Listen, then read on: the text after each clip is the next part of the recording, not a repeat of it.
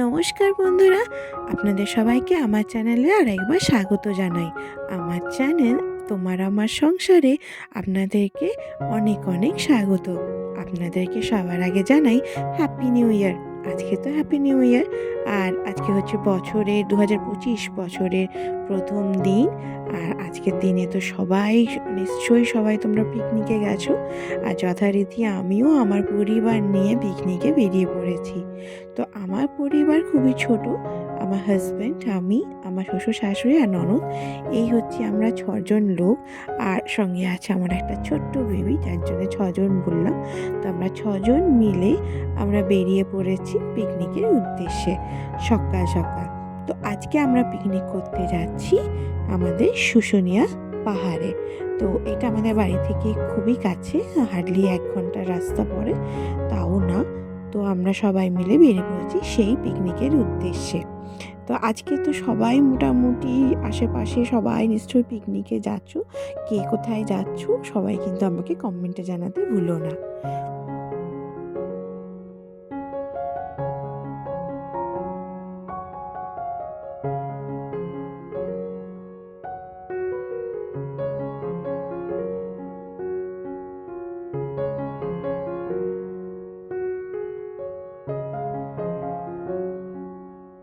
এই রাস্তা, শুনশান রাস্তা, চারিপাশে গাছপালায় ভর্তি।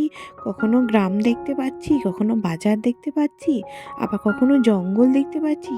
কি যে ভালো লাগছে না, মনে হচ্ছে রাস্তাটা যেন শেষ না হয়। মানে পিকনিক করতেই ইচ্ছা করছে না, মনে হচ্ছে শুধু রাস্তায় এরকম ঘুরে বেড়াই। এত সুন্দর রাস্তা, আর সকাল সকাল ঠান্ডা ঠান্ডা ওয়েদার, তার সাথে রোদ। উফ! কিন্তু দেখো, বলতে বলতে আমরা কিন্তু পিকনিক স্পটে পৌঁছেও গেছি। সব গাড়ি লাইন দিয়ে দাঁড়িয়ে আছে, আর ঠিক তার পাশেই এরকম জায়গা করে নিয়েছি আমরা আমাদের পিকনিক করার জন্যে। তো দুটো চাদর আনা হয়েছিল যাতে আমরা বসতে পারি, সেগুলো পেতে নেওয়া হয়েছে। আর আমি ঘর থেকে না রান্নাটা করে এনেছিলাম। কিসের মানে ওই সকালে যে জলখাবার, ওই মুড়ির সাথে যে তরকারিটা, ওটা আমি ঘর থেকে করে এনেছিলাম, আলুর দম। তো ওটাই মা এখানে গরম করে নিচ্ছে।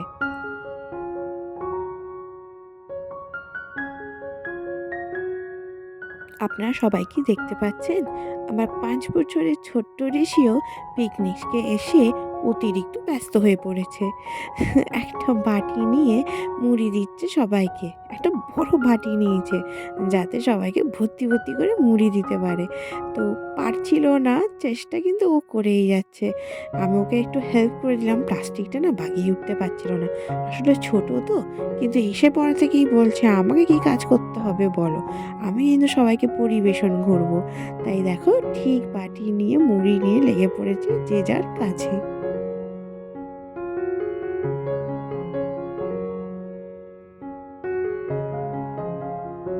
এবার আমরা সবাই মিলে বসে পড়েছি টিফিন খেতে, ওই সকালে জলখাবার আর কি। কি নিয়েছি? মুড়ি, আলুর দম, একটু স্যালাড, পেঁয়াজ, শসা। এই তো, এই দিয়েই বেশ জমে গেল। আর এদিকে দেখো কত লোক এসছে। মানে আমার তো মনে হচ্ছিল কোনো লোকই মনে হয় ঘরে নেই। সবাই মনে হচ্ছে যেন বেরিয়ে গেছে, আর কত দূর দূর থেকে লোক এসছে। আর এখানে দেখো আমরা খুব মজা করে মুড়িটা খাচ্ছি, বিভিন্ন রকমের গল্প করছি, কোথায় যাব, কি করব, এসব প্ল্যান করলাম, দিয়ে আমরা বেরিয়ে পড়লাম। আর এখানে এত ভিড় হয়েছে যে ভালো করে কিছু ক্যাপচারই করা যাচ্ছিল না। তারপরে এসে দেখলাম মায়ের মাটন রান্নাটা হয়ে গেছে। তো আমি এখানে চিকেনটা বসিয়ে দিলাম। মাটন চিকেন দু রকমই হয়েছিল। আসলে সবাই তো মাটন খায় না, আমাদের মানে অসুবিধা আছে একটু মাটনের জন্যে ওর বাবার। তো আর আমার ছেলেটাও খুব একটা মাটনটা পছন্দ করে না। তো যার ফলে মাটন চিকেন দুটোই রান্না করা হয়েছিল। মা মাটনটা করে নিয়েছিল, আমি চিকেনটা করে নিয়েছিলাম। আর হয়েছিল চাটনি, পাঁপড়, ওগুলো আস্তে আস্তে হয়ে গেছিলো এক এক করে। এবার আমরা বসে পড়েছি সবাই মিলে খেতে।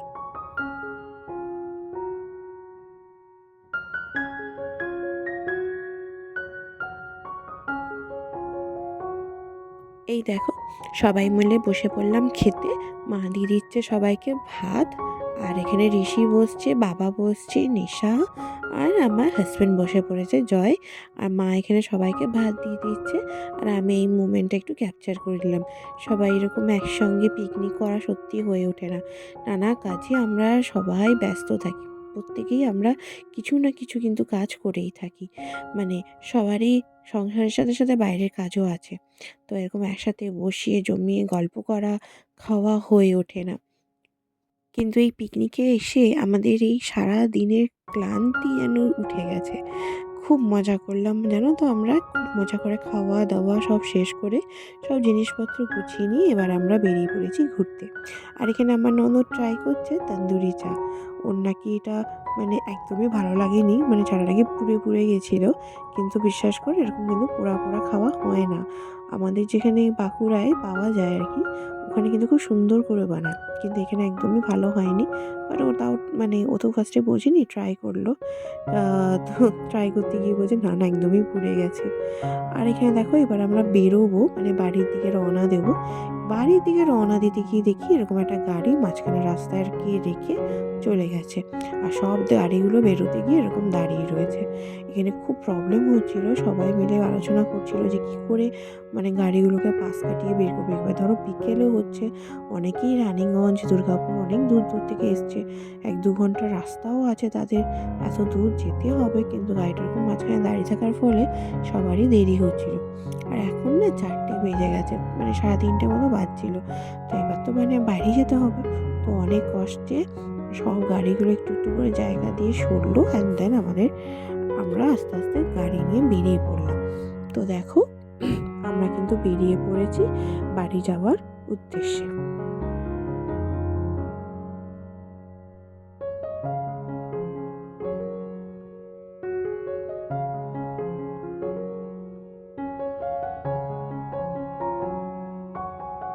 আমরা কিন্তু সবাই এরকম কাজে ব্যস্ত থাকি। ধরো এই অফিসের কাজ বলো আর সংসারের কাজই বলো। সব কাজেই যে আমরা ব্যস্ত থাকি, বাচ্চারা স্কুলে ব্যস্ত থাকে, পড়াশোনা নিয়ে ব্যস্ত থাকে। তো বছরে যদি এরকম একটা দিন আমরা প্ল্যান করি একটু পিকনিক যাই, ওই রান্নাবান্নাটা একটু বাইরে করা, সবাই একসাথে খাওয়া, গল্প করা, সেটা কিন্তু খুব একটা খারাপ নয়। দিনটা কিন্তু আজকে বেশ ভালোই কাটলো। আর ঋষি দেখো চেল্লাও মজা করে যাচ্ছে আমার গাড়ির ভিতরে।